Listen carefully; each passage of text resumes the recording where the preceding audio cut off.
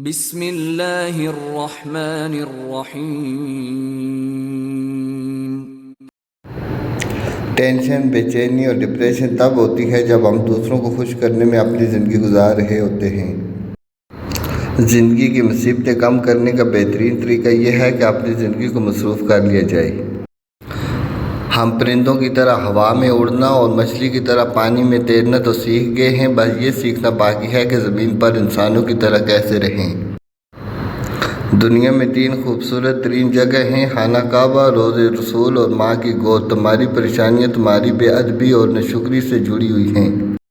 دعا کے وقت آنکھوں کا بار آنا قبولیت کی سب سے بڑی دلیل ہے۔ اللہ کو اپنی مخلوق پر زبان اور دل سخت ہونا پسند نہیں ہے، اس لیے اللہ نے ان دونوں کو بغیر ہڈی کے بنایا۔ جب عقل مند انسان بوڑھا ہوتا ہے تو اس کی عقل جوان ہو جاتی ہے، اور جب جاہل انسان بوڑھا ہوتا ہے تو اس کی جہالت جوان ہو جاتی ہے۔ ہم لوگ نیک بننا نہیں، صرف نیک دکھنا، نیک لانا چاہتے ہیں، اور یہ منافقت کا سب سے اعلیٰ درجہ ہے۔ جب رب راضی ہونے لگتا ہے تو بندے کو عیبوں کا پتہ چلنا شروع ہو جاتا ہے، اور یہی اس کی رحمت کی پہلی نشانی ہوتی ہے۔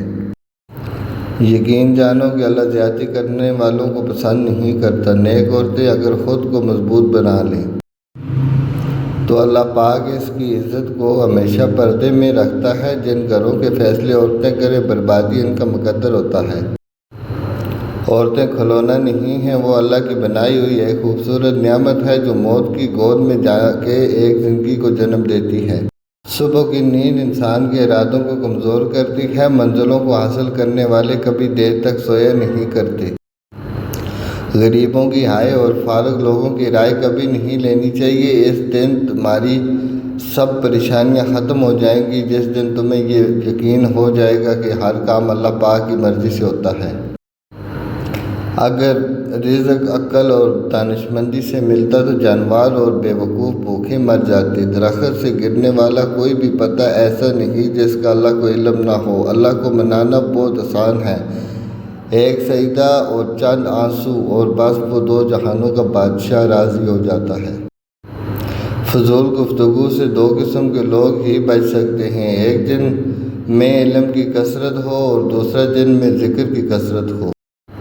4 خوبیاں انسان کو باکمال بنا دیتی ہیں: ٹھنڈا دماغ، میٹھی زبان، نرم دل اور چہرے پہ مسکراہٹ۔ جس کو علم ہو جائے کہ اللہ بڑے غور سے سنتا ہے تو پھر وہ اپنی کہانی کسی اور کو نہیں سناتا۔ حضرت علی رضی اللہ تعالیٰ عنہ فرماتے ہیں، اللہ جب کسی بندے کو نیک بنانا چاہتا ہے تو اسے 3 چیزوں کا عادی بنا دیتا ہے۔ اسے کم بولنے، کم کھانے، کم سونے کا اعلان کر دیتا ہے۔ ناظرین، مزید ایسی معلوماتی ویڈیو دیکھنے کے لیے ہمارے چینل کو لائک، سبسکرائب، شیئر ضرور کریں۔ اللہ حافظ۔